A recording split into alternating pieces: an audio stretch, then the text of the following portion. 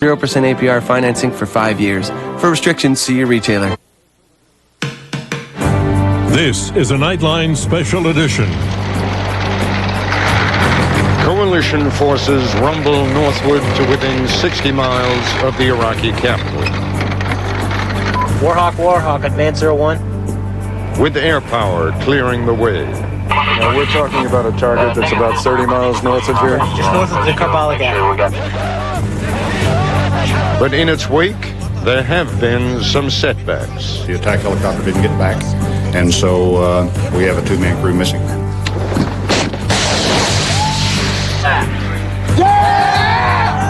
Fierce fighting continues. Oh, we got a critical patient. He needs to get out of here. What's the order, ma'am? And a new front opens with a battle over American POWs. Sergeant James Riley. It is a blatant violation of the Geneva Convention to humiliate and abuse prisoners of war. Where do you come from? Texas. Tonight, advance on Baghdad. The going gets a little tougher. From ABC News.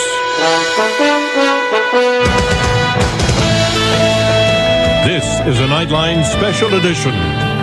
Reporting with the U.S. Army 3rd Infantry Division in Iraq, Ted Koppel. The architects of this military campaign have set out to apply maximum force with the greatest possible speed. And in this, they have succeeded brilliantly. The heavy armor of the 3rd Infantry Division has stormed relentlessly across the Iraqi desert, and in terms of distance at least, is now within an easy day's drive from Baghdad. But before attempting that crucial stage of the invasion, U.S. forces are shaping the enemy. That's a military euphemism for using everything from air power to long-range rockets and artillery to destroy as much Iraqi artillery and armor as possible from a distance. Only then will division commanders order their forces to engage on the ground. They believe that they are facing the first of Saddam Hussein's Republican Guard, the 4th Division, known as the Medina Division. For the most part, they appear to be dug in north of the Karbala Gap. But whenever there is a target of opportunity, as there was this afternoon, the air liaison officer attached to the 3rd Infantry Division from the Air Force calls in close air support. Warhawk, advance 01. Warhawk. Roger, the first grid coordinate for advance 35 is clear. We had an A-10 find a refueling area, armored refueling area up in the north, and so that pretty much got everything going. And so what you have here is we coordinate air, so we made the request to get all the air up to the target area that we could. Send that first set of aircraft to that target before they run out of gas. I should have clearance here shortly on the second. So my guys on the ground are coordinating with the aircraft to get their eyes on target. I'm coordinating getting the air up to them, and so it's a confusion, but it's a controlled confusion. And so, basically what you got was, a couple of flights of 2 A-10s each? Yes, we did, and they did some pretty big damage up there, and we're working to get some more up there, and so it was a very successful morning for the A-10s. When you say pretty big damage, what are they reporting back? Right now we've got some large secondaries reported from the first 2 flights, which means they hit some actual fuel areas. Right. So hit the bunkers, and underneath was probably some fuel tanks that exploded. Lots of vehicles that were in there, and there's still a couple of more left to go. Now we're talking about a target that's about 30 miles north of here? Just north of the Karbala Gap. We got the same target area, and then I'll tell you when you What we'll do is we'll keep rolling aircraft till all the targets are destroyed. Once again, my Nightline colleague, Chris Bury. Ted, another day of ups and downs in the military campaign. 2 more Americans are now prisoners of war. They were captured today after their Apache helicopter was shot down. Like 5 of the Americans captured over the weekend, the 2 U.S. Army pilots were paraded on Iraqi TV. Saddam Hussein also made a television appearance today, urging Iraqis to resist the U.S. and British invasion. U.S. air attacks on Iraqi troops intensified as U.S. forces have moved to within 60 miles of Baghdad.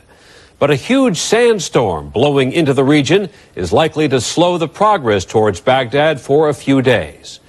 The White House today put a price tag on the war, $74.7 billion. That's assuming the war lasts only 30 days.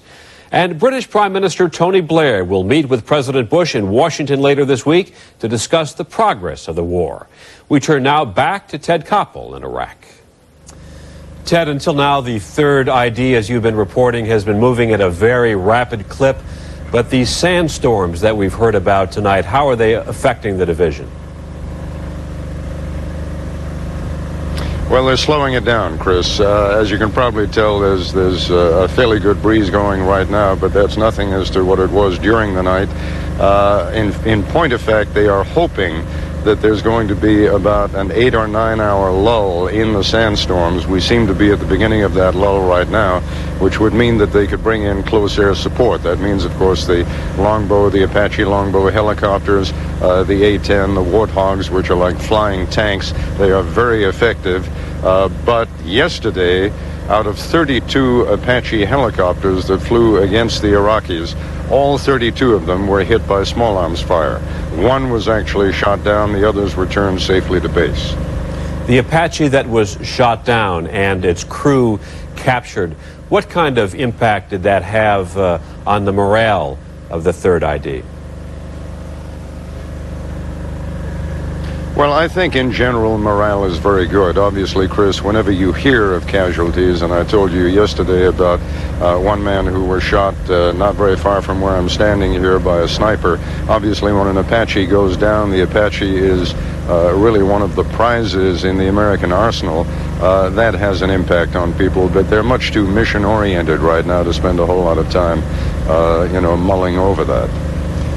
And in terms of the sandstorms, the weather, are Apaches able to fly in almost any kind of a weather, or is the weather having a real effect on the air support?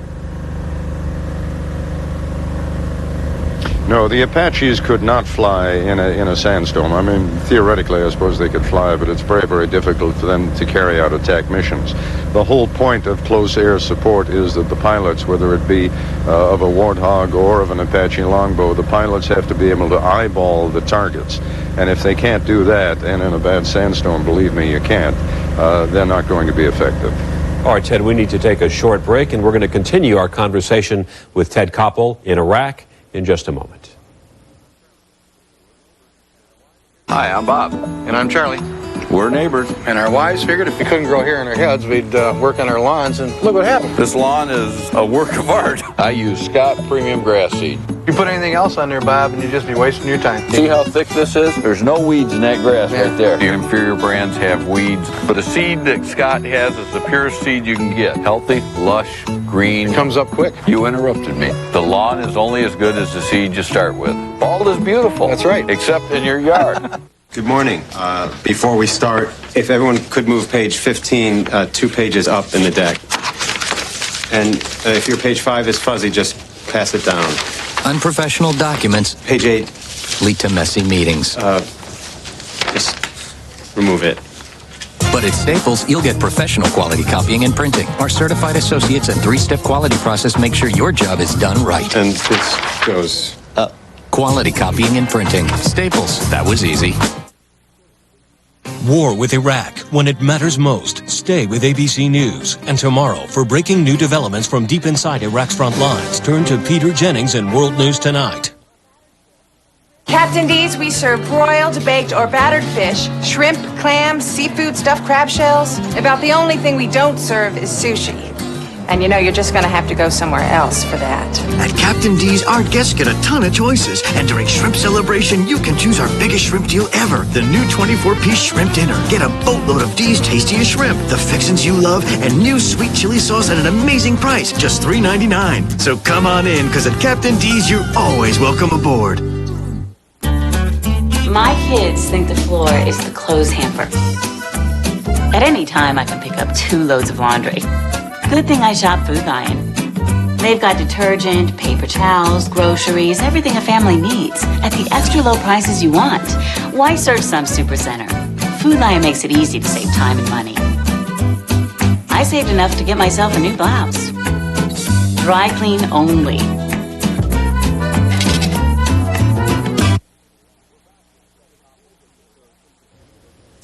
We're back with Ted Koppel with the 3rd Infantry Division in Iraq. It appears the Iraqis are resorting to guerrilla tactics, to ambushes, attacking the rear and flanks. To what extent are the commanders on the ground adapting their strategy to what they see the Iraqis doing? Well, I must tell you, Chris, it's a matter of some fairly serious concern, because what the commanders had hoped to do was to be able to bypass most of these towns and cities, set up a screening force so that then the enormous logistical tail of the 3rd Infantry Division can make it all the way up from the Kuwaiti border. They are now being forced to consider the possibility of having to go into some of these towns and cities. Ted, Mike Suray, one of the other embedded reporters with the Marines, was saying today that this strategy by the Iraqis is slowing the Americans down because the Marines who might have waved at civilians on the side of the road are now pointing guns at them and trying to establish whether, in fact, they are friendly or not. Well, Mike is exactly right. It is slowing them down, and it is the source of some concern, as I mentioned earlier. There had been a fear that Saddam would try to do this, would try to get them bogged down in fighting in some of the towns and cities on the way up to Baghdad. They are still trying to resist doing that. I think they'll probably have to leave some elements of the 3rd behind to engage in whatever protection they need to keep those convoys from becoming too vulnerable. But the fact of the matter is, yes, that and the sandstorm has slowed things down. Some of the prisoners of war taken over the weekend were from the 3rd Infantry Division working back in the rear, and I understand that it was a case of them simply getting lost, which is what led to their capture. But is the 3rd ID doing anything differently in terms of protecting its flanks, protecting its rear, now that they know that the Iraqis have this essentially guerrilla war strategy? Well, in point of fact, you're right, it was a unit that was attached, Chris, to the 3rd ID. It was the 507th Maintenance Unit. And they did. They got lost in a city that we had just visited, and in fact we had video of the taking of the bridge up there, or down there rather, and they left that city behind, that was Nasiriyah, believing that it was secure, and the Marines were just going to be able to take over. This one unit got lost in Nasiriyah itself. The 3rd ID had not actually entered the city. It had simply seized 2 objectives on the outskirts.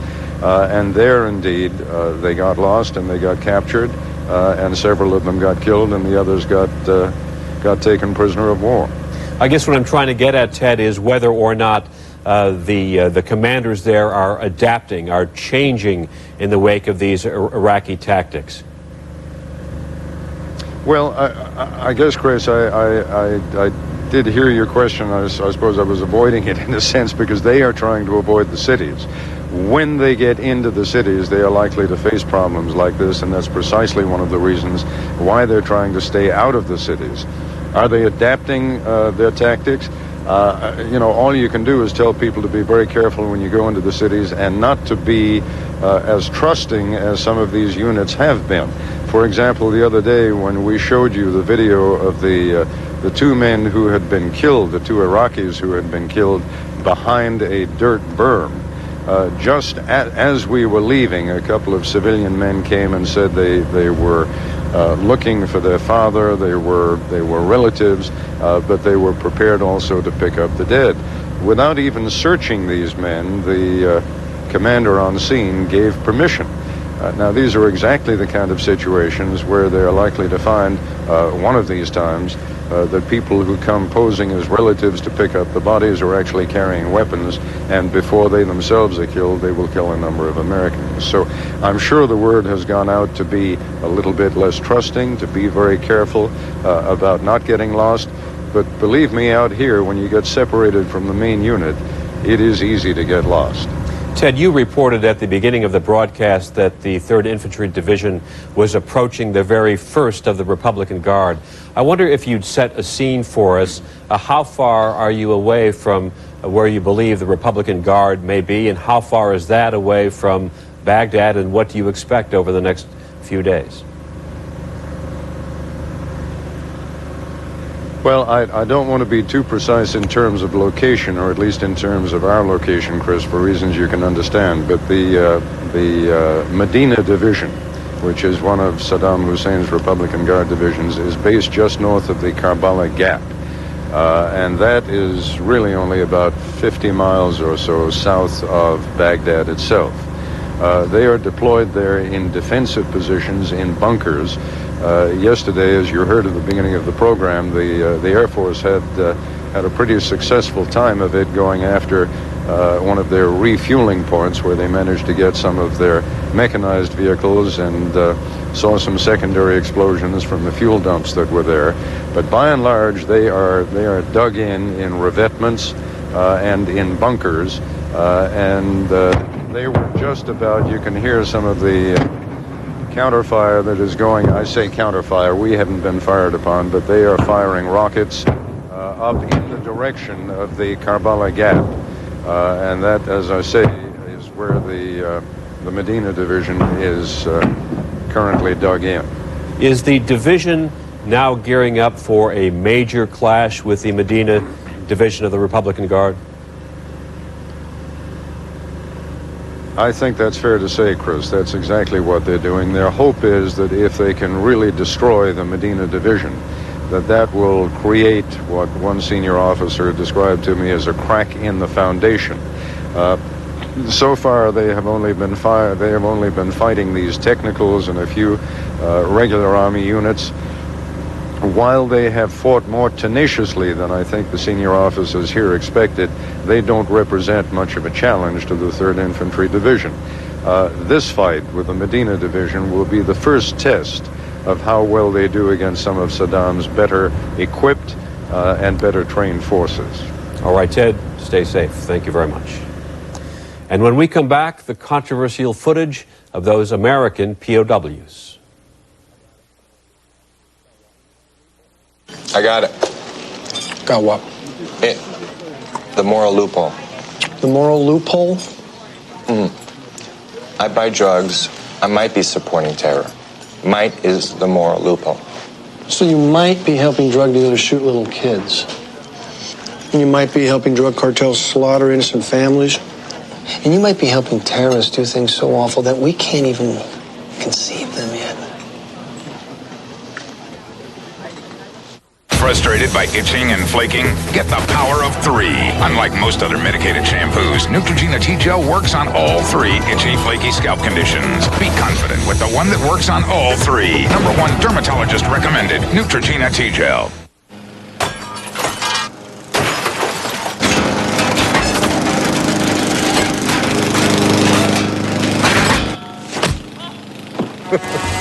Do you need a little help with lawn care? Come into Ace, the helpful place. I don't want to go jogging. I don't want to play hockey. All I want are nights with less pain, mornings with less stiffness, so Bo and I can go out early and catch up with all our friends. Ask your doctor about ways to help relieve the pain of osteoarthritis. Call 1-888-MERC55 for more information.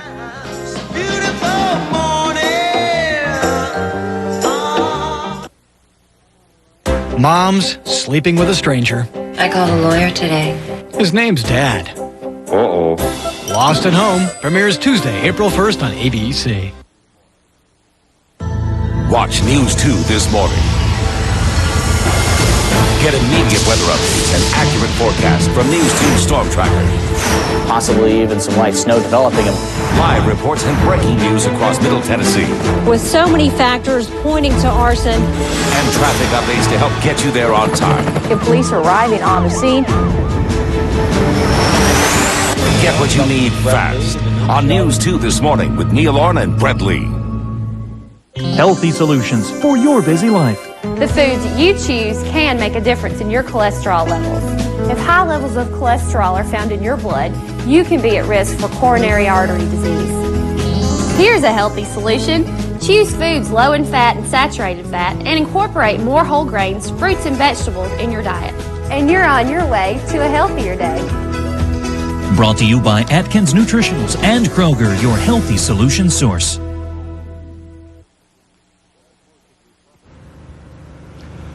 As most of you probably know by now, over the weekend, 12 Americans were taken prisoners by the Iraqis. 5 of them are still believed to be alive. At least we have video of them being interrogated by their Iraqi captors. The other 7 were shot, apparently after they had been captured. Al Jazeera television had some video and showed video that was shot by the Iraqis of those dead bodies. That video has not been shown by American television networks, but tonight, for the first time, we can show you, and will now, some of the video of the living prisoners still being interrogated.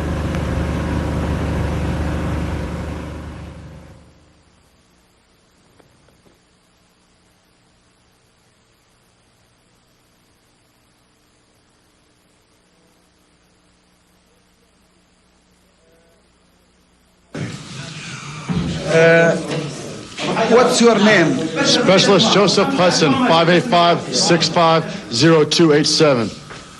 Where do you come from? Coming from El Paso, Texas. من أين أتيت؟ أتيت من تكساس. Say again? My name is Edgar from the United States. Any city in the United States? Texas. Texas City? Yes. And how the power of your office? Power of your office. And coming from any country? What's your name? Sergeant James Riley.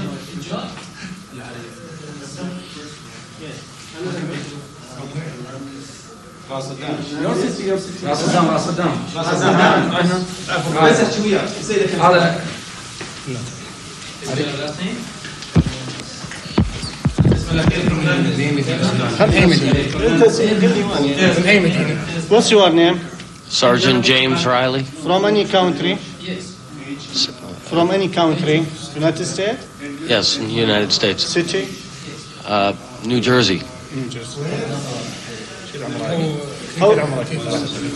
The age of you? What's your name? Shauna. Shana? Where do you come from? Texas. You come from Texas? Yes.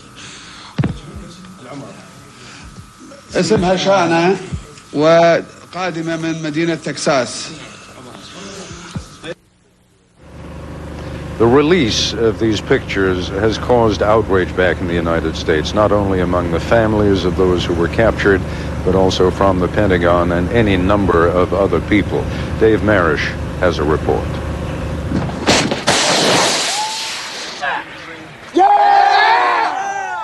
There are widely recognized rules on how wars are fought and rules on how wars are covered by journalists. One simple rule established at ABC News and other networks is not to use pictures like these until we know that families have been informed that their soldier has been captured. This rule is to prevent what happened to Specialist Joseph Hudson's mother. I went to the kitchen and tried to get some coffee, and the phone rang, and my girlfriend said, "Is the Filipino channel on?" And Charlie said, "Yes." Said, "Hurry up and what's going on in the Filipino channel." And then when I ran in the bedroom, I saw my son being interviewed. Holding a story for a few hours is easy, and so, relatively speaking, is the decision to do so. But the full videotape of American soldiers being interrogated in Iraq, aired yesterday by the Arabic-language satellite news channel Al Jazeera, raises some harder questions about not just when, but what to broadcast. You're from Al Jazeera Television. I'm very disappointed that you would portray those pictures of our servicemen. I saw that, and I would ask others not to do that. I regard the showing of those pictures as absolutely unacceptable. Not to us, says Al Jazeera's senior correspondent Omar Isawi, and he adds these pictures are not unacceptable to viewers who see every day gruesome coverage of the war between Israel and the Palestinians. I think that you must consider first and foremost the region that we live in, the context in terms of the social network that we've got here, the kind of violence, and therefore it will not be unusual for you, for example, to see very graphic images of violence, not only on television, but in print media, in magazines, in newspapers. Two aspects of the Al Jazeera video are especially controversial and will not be shown on ABC News.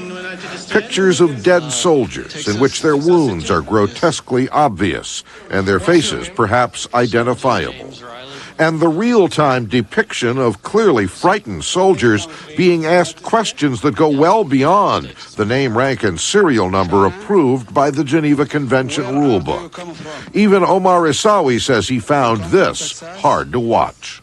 A state television that broadcasts the pictures of prisoners, asking them questions in an effort to humiliate them, is in violation of the Geneva Convention, and it is not right, and we will hold those accountable for their actions. It's part of international law, and a violation of the provisions relating to the proper treatment and protection of POWs can well be a war crime, and war crimes can be prosecuted. Eugene Fidel, president of the Washington-based Institute of Military Justice, says the Geneva Convention does have the status of international law, but he admits the instantaneous global reach of today's news media has made enforcement of the convention's standards all but impossible. There are two broad issues having to do with the passage of time that sort of confuse and challenge students of this field right now. The first is the availability of television, the availability of the internet. Now, the opportunity to transmit information across enemy lines is a reality, even when there's a shooting war going on. So that's a real challenge. Almost as fast as the POW material moved from Iraqi TV to Al Jazeera, it spread across the world. Ugly pictures of dead and frightened American soldiers were seen on television and on the internet, all over the Arab and Muslim worlds, in France and Germany, in Mexico and Spain. Correspondent Olaf Buchholz of German ZDF television defends using the grisly material and believes it needs to be seen in the United States. Their cameras can only show what the army wants to show, and so you see tanks going to Baghdad, never stopping, and the reality is another one. They are stopping. I think in your public there will be also now the impression of shock and awe when you people see the pictures of the POWs and your dead soldiers. Well, initially all the networks were skittish about running this videotape, particularly when the Pentagon asked them not to. Washington Post media critic Howard Kurtz says each American news outlet dealt with the POW material in its own way and proved, he says, that they can communicate the essence of the story without publicizing all the ugly details. I think that running a still photo of this tape captures the news value of how these men and women are being treated without falling into the exploitative trap being set by Saddam Hussein.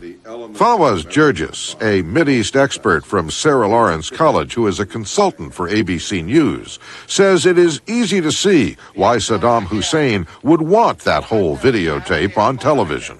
The Iraqi leadership hopes that showing American POWs and American casualties will boost the morale of its fighting troops and its population. I think the goal is to really counter Washington's assertions that the Iraqi army is not resisting and Iraqi leaders are not in charge. And when the pictures move from an Iraqi to a regional audience via Al Jazeera, Gergis says the impact is even greater. The story is playing big times in the Arab world. It's boosting the morale of those opposed to the American invasion and providing them with ammunition to use against their pliant regimes and the United States as well. The longer the war continues, the angrier public dissent and response will be. What's your name? Specialist Joseph Hudson. And there's more here at stake than just public opinion. Attorney Eugene Fidel says the standards of the Geneva Convention cannot be allowed to disappear into the fog of war. There are corners that have to be turned squarely, even in the chaos and fog, if you will, of war. The temptations to cut the corners, to achieve by trickery what you can't achieve by lawful means, they're always going to be there. And therefore, eternal vigilance is required to, number one, desist and avoid such stratagems on your own part, and number two, to punish to the fullest extent of the law, violations by the other side, if you can. An incident today demonstrates that the American government and military have not forgotten about the Geneva Conventions. A busload of Syrian civilian workers was moving down a highway in Iraq when, apparently in error, it was attacked by a coalition airplane. At least 5 people were killed, and within hours, the Syrian government had filed an official complaint. Quote, "This act represents a violation of the Geneva Conventions relating to the protection of civilians in the time of war." Within a few more hours, the Pentagon had responded respectfully. Unintended casualties like this are regrettable. We extend our sympathies to the families of those civilians who were accidentally killed. War has rules, and so does the coverage of war. Events like the Iraqi capture today of 2 Marine helicopter pilots will challenge the rules. In this case, the pictures were fairly antiseptic, and there was no on-camera interrogation, so the pictures ran almost as soon as the Pentagon could alert the pilots' families. But harder cases undoubtedly are coming, and the rules must be enforced, or the alternative will be cruel chaos. I'm Dave Marish for Nightline in New York. And when we come back, once again, my Nightline colleague, Chris Bury. Wherever you go, whatever you go through, dry, scratchy, irritated eyes don't have to come with the territory. You've got Visine Tears. Whenever eyes get dry, scratchy, irritated, Visine Tears can soothe, moisturize, and protect like your own natural tears. And best of all, Visine Tears is safe to use as often as you need. Visine Tears relieves dry eyes like your own natural tears.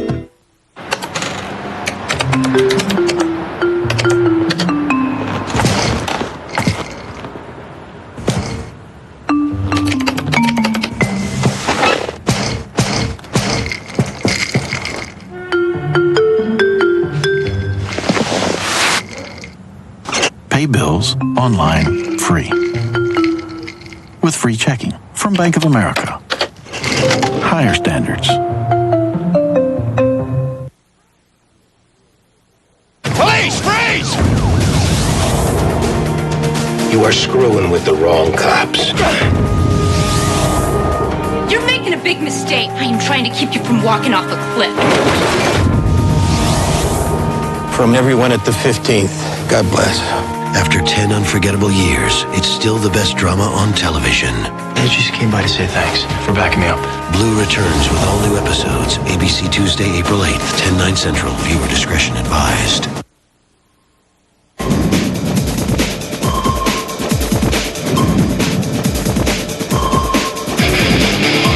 You know, opportunities like this don't come around every day.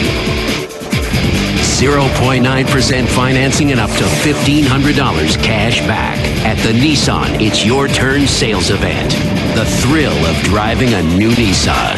Now it's your turn.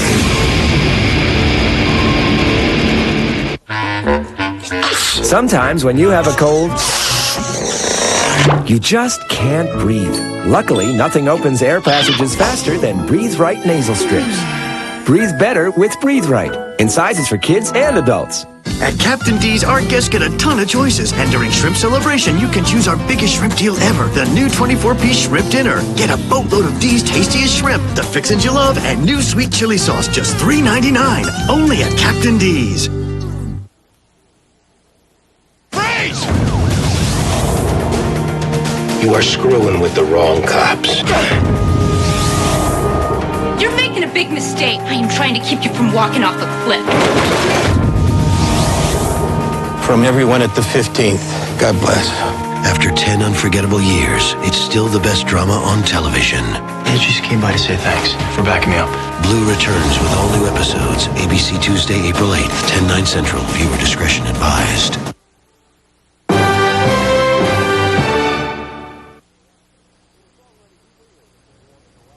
It is already clear that the war in Iraq will not be the speedy campaign that some were predicting just before it started last week. ABC News military analyst Tony Kortesman gives an overview of where the coalition march towards Baghdad stands as of now. In the last few days, we have begun to shape the Battle of Baghdad. Leading the advance is the 3rd Mechanized Division, already up near Karbala. The Marines are moving more slowly, but coming up from Nasiriyah. One up Route 80 towards Baghdad, another towards Al-Qut, looping around toward Baghdad. But this is only the start of what can be a very intensive battle. What we are talking about is, for the first time, a heavy defense of Republican guards in this area here. We will have to fight our way through the regular army as well. Now, throughout this area, we are literally flying hundreds of sorties a day, striking at the armor of the Republican guards, trying to paralyze the regular army forces. And as we move forward, we come to the outskirts of Baghdad, and here the fighting changes character. These areas here are filled with buildings, canals, and marshes. They are natural cover for the Republican Guard. They would bring us to the edge of the outer defenses of Baghdad, areas with the Fedayeen and the Special Republican Guards. This is where the fighting could easily lead to chemical weapons, and it is also fighting where having air cover is absolutely critical and where sandstorms and rain could have a heavy impact on the battle. The more than 500 journalists embedded with the military offer an historic glimpse into the ongoing battle. But as Nightline's John Donvan now reports, they are not the only journalists in the war zone. There's never been a war quite like it. They're called the embeds, and they are carrying the brunt of the reporting in this most reported war ever. In a sweep along with advancing American lines, their work is dirty, it is dangerous, and very often it is damn compelling to watch. The embeds. And if you are not an embed, but you're still covering this war, then what are you? The military's term for that is unilateral. I am a unilateral. It says so right on my military issue press card. So is everyone else on my team up here near the Iraq-Kuwait border. Our producer, our cameraman, soundman, translator, we are all unilaterals. I encourage again all the news organizations to exercise the utmost care and judgment with respect to how they are asking their reporters to cover this conflict. There's been a fair amount of attention given to us unilaterals over the past few days at Pentagon briefings, in part because at least 2 journalists in the unilateral category have been killed since Friday. 2 others are missing. Which raises the question, why even cover this war as a unilateral in the first place? What's the benefit? Well, in theory, it's being able to see what happens outside the military bubble that the embeds travel in, seeing the war at one remove, moving among and hearing from Iraqi civilians, figuring out what the damage is, what the casualties are, gauging how well the humanitarian aid is moving. In short, if embeds are always moving with the troops, unilaterals get to see what happens after they've passed through. The problem is, it's easier said than done. For example, getting into Iraq in the first place. The military's not going to take you in, so it's up to you to get there. How to get across a border the Kuwaiti government has closed? Here's how. Here's actually what we did this past weekend. Blocked at the border, we traveled about a mile east and found a gap in the berm. A berm is a massive, miles-long pile of sand used in this part of the world as a demarcation line for the no man's land that separates one country from another. Literally what we did, this was on Saturday morning, was we drove through a break in the berm and we drove straight across the no man's land. On the far side, that line on the horizon, that is southern Iraq. From there, it was literally through a hole in the fence. This is the actual border fence, and 5 minutes later, we were in Iraq, out of our cars and chatting with a crowd of Iraqis in a town called Safwan. Safwan, we knew, was famous for two things. It's where the Iraqis negotiated the ceasefire at the end of the last Gulf War, and this week it was where these pictures were taken, scenes of jubilation over the American assault on Saddam, which incidentally were taken by a unilateral Kuwaiti news crew. What did going to Safwan unilaterally get us? Well, an understanding that just because the Iraqis don't like Saddam doesn't mean they like us for trying to take him out. To the contrary, although people started out talking to us in a friendly way, after a while it became a little tense. These people were mad at America, very mad, and they wanted us to know why. It was because, they said, people in town had been shot at by the United States. This wounded man in the back of a truck, they said, was no soldier. He was a civilian who had just been out fetching water. It was because, they said, they needed more food and water. Where's the aid they demanded? Where's the medicine for our children that Bush promised? It was because, and recall these people have heard years of anti-American propaganda and suffered under years of economic sanctions. It was because there is no reason in their personal experience to see Americans as the good guys, any more than if, say, Israel had invaded their country and deposed Saddam. In fact, that's what they wanted to know. Are the Israelis coming next? Is America staying here forever? Why are you taking over Iraq? That's how the people in this crowd saw it. Takeover, not liberation. Okay, so we're going to pack up. By the time we left, kids were banging on our car windows, demanding money and food. They had already stolen some radios from our cars, and a telephone, and a camera. It just wasn't dancing in the streets. What else did we see by going in as unilaterals? The close-up view of collateral damage. The U.S. says it's trying to limit injuries to civilians. It is, however, hard not to take it personally when that collateral damage is you. There was a British unit near Safwan treating wounded Iraqis believed to be civilians. This man, who said he was a bus driver, was shot this weekend and driven to the British by a friend. Even as he was treated, and he was deeply in shock, his friend cursed these soldiers and America because his friend, the wounded man, had also lost his wife this weekend. She was collateral damage. So were his two brothers. So were his two children. As unilaterals, we also saw that when the military declares an area under control, that has a narrower meaning than we at first understood. Safwan is under control in the sense that there's nothing there to stop the coalition's armor from rolling through. However, within just a few miles of this stretch of highway, journalists were shot at and chased by Iraqi troops. Here's a photo one of our crew took Saturday of reporters who had circled the wagons near a British unit just for a sense of security. This morning, the last of that group left Iraq because the situation was getting too unsettled. Paul Harris is a security specialist, a former British soldier, traveling with the crew from the BBC. And these towns, the town you were near, Safwan, is controlled, is conquered in any way?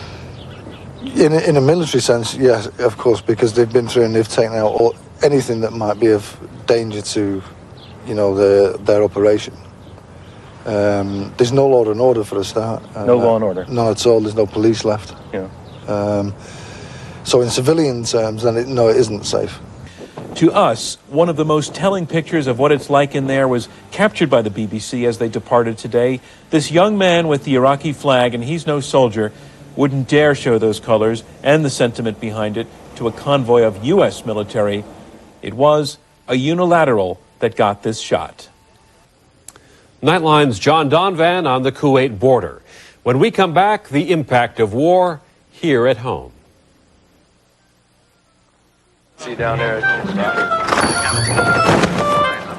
Excuse me, is there a Bank of America ATM around here?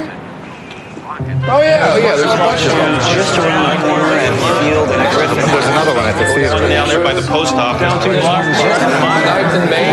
by the deli. River, there's one on Crescent. Another one right across the courtyard. You know what? Right across the street. More ATMs where you need them. There's one more, right? From Bank of America. Higher standards. Jimmy tells all. I just did an entire talk show segment and said nothing. I've done a month of that. Tonight, see guest host Fred Durst of Limp Bizkit. Jimmy Kimmel Live, coming up on ABC. Wednesday at 8/7 Central. A father must make a difficult decision. I will teach you how to drive the next time I leave the house. When do you think that will be? In about an hour and 5 years. I knew my wife and kids. Then, George's mom does the most embarrassing thing. Hey, look, it's another episode of Grandma's Gone Wild. I knew George Lopez. Then, meet the new bachelor. He's sexy. His looks are perfect. And rich. What's your last name? Firestone. Like the tires? Yeah. This time it's for love and money, followed by All American Girl. It all starts ABC Wednesday, 8/7 Central. As head of this house, he's got to have courage. When Zoe came along, your college fund suddenly turned into the, oh my God, my single teenage daughter's having a baby fund. He's got to have compassion. To them, a cry and a poop is like dinner and a movie. And he's got to have a sense of humor. If you'd have been there and could distinguish between form and color, you would have peed. Introducing a feel-good comedy that feels a little funny. Close your robe. Regular Joe premieres Friday at 9:30, 8:30 Central on ABC. Police, freeze! You are screwing with the wrong cops. You're making a big mistake. I am trying to keep you from walking off a cliff.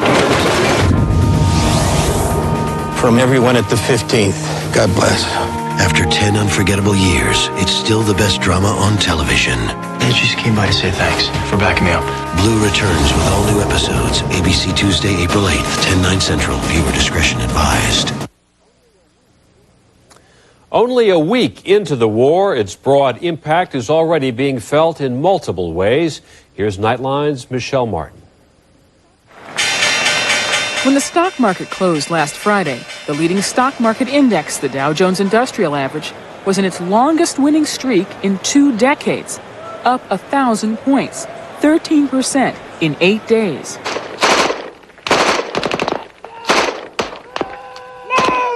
What a difference a weekend makes. Today, the Dow lost more than 307 points, the biggest one-day drop in 7 months. Betsy Stark covers business for ABC News. All 30 stocks in the Dow Jones Industrial Average were down today, something like 480 stocks in the S&P 500. So you can see that this was across-the-board selling. Gold stocks were up, defense stocks were up, but that just is a sign of the times, how cautious people are. But the ugly economic news didn't end there. Another airline, Delta, announced it would cut its flight schedule by 12% because people just aren't flying. That's after similar announcements by Northwest and United, which have also said they will lay off or furlough thousands of workers. Hotels also reported bad news. Starwood, a leading chain that owns brands like Sheraton and Westin, withdrew its first quarter forecast today, citing a significant deterioration in business as a result of the elongated Iraq negotiations and geopolitical conditions that worsened over the quarter. The news sent the chain's stock price falling by 10%.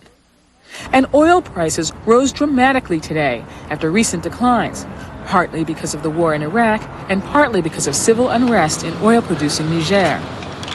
Consumers are not likely to rescue the economy with more spending anytime soon. They feel cautious generally, not just about flying, but about spending their money. There's that whole uncertainty which has crept into the consumer psyche and the psyche of business people as well. And until they have a clearer picture of how this plays out, when it plays out, there's a hunkering down mentality that's taking hold throughout the economy.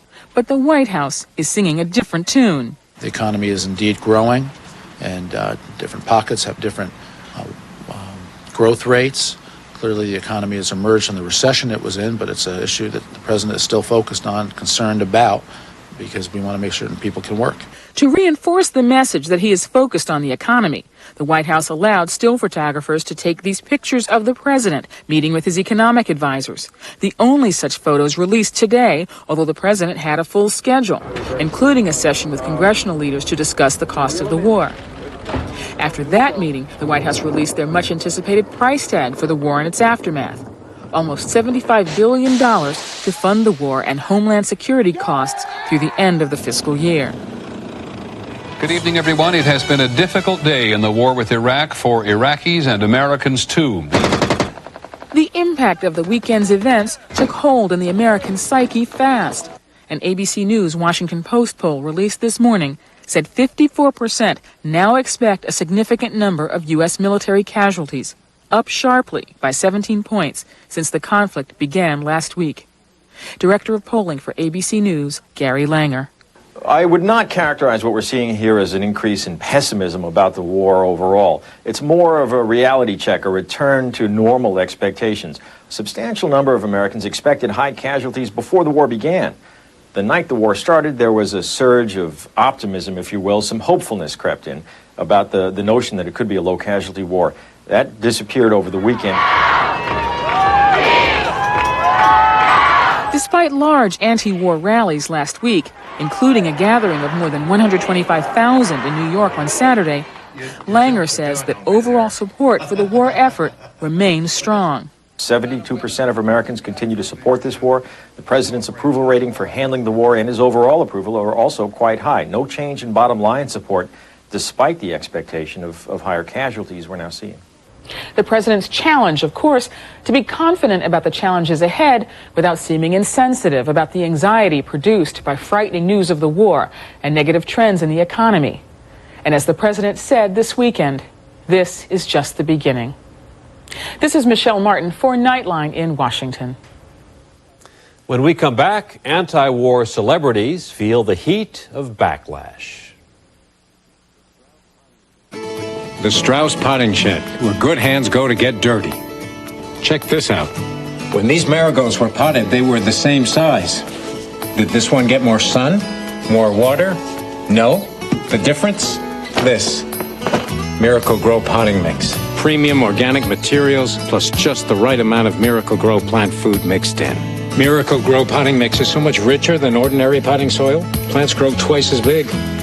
Have you used Miracle-Gro lately? Michelle Kwan, Sarah Hughes, and Sasha Cohen have a chance for a 1-2-3 sweep at the World Figure Skating Championships, Thursday night and Saturday night on ABC. Volunteering is a wonderful way to give back to the community. Try volunteering as a family. You'll teach your kids the benefits of giving to others and help them build self-confidence. Helping those that are less fortunate also gives your kids a chance to appreciate the things they have. Now that's what I call quality family time.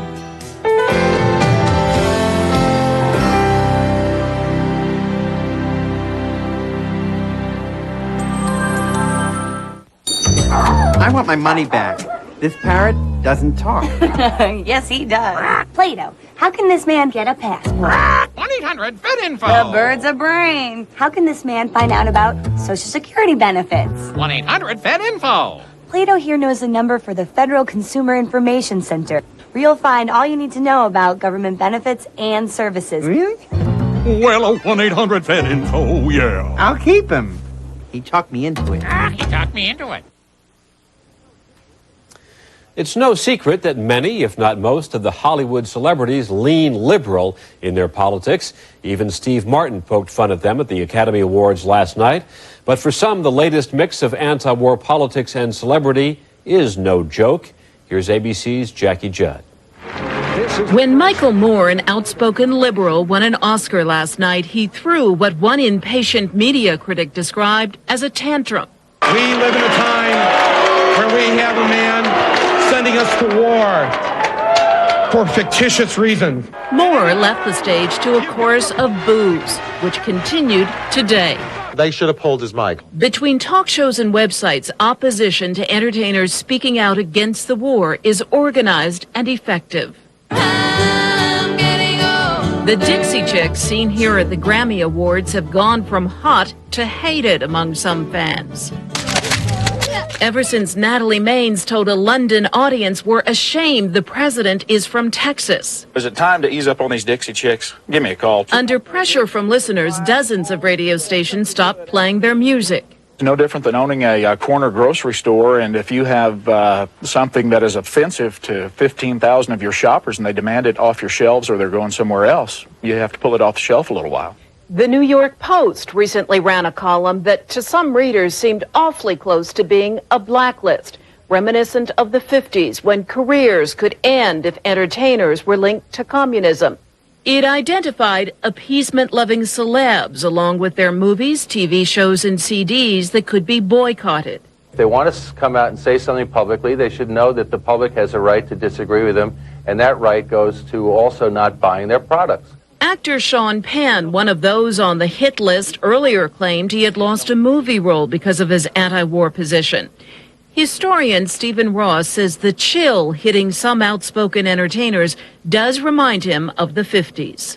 What it adds up to is a frightening climate which tries to stifle dissent, where being patriotic means following the government policy, not protesting, and not speaking out publicly. Michael Moore, for one, was not bowed by reaction to his defiant words. I'm an American, and you don't leave your citizenship when you enter the doors of the Kodak Theater. But for some Americans, a slogan from the days of the Vietnam War still rings true. Love it or leave it. Jackie Judd, ABC News, Washington. When we come back, a closing thought from Ted Koppel. Epson T001, Canon BC31E. Shopping for ink and toner in most stores is hit or miss. HP C9720. Come on. A. At Staples, we stock a huge selection of cartridges, so we guarantee we'll have the one you need. Online or in store, promise. HP 45. Bingo. Your ink and toner in stock. Staples, that was easy. War with Iraq. When it matters most, stay with ABC News. And tomorrow, Diane Sawyer reports live straight from the war zone with breaking new developments on Good Morning America. ABC Tuesday has it all, starting with John Ritter taking a family vacation in the middle of spring break. Bridget! But wait, there's more. Mom? An all-new 8 Simple Rules, followed by According to Jim. I'm just so attracted to you. You're only human, honey. Then catch the 1-hour season finale that's drop dead funny. Oh, this thing is a mess. Life with Bonnie. She's getting buried in the morning.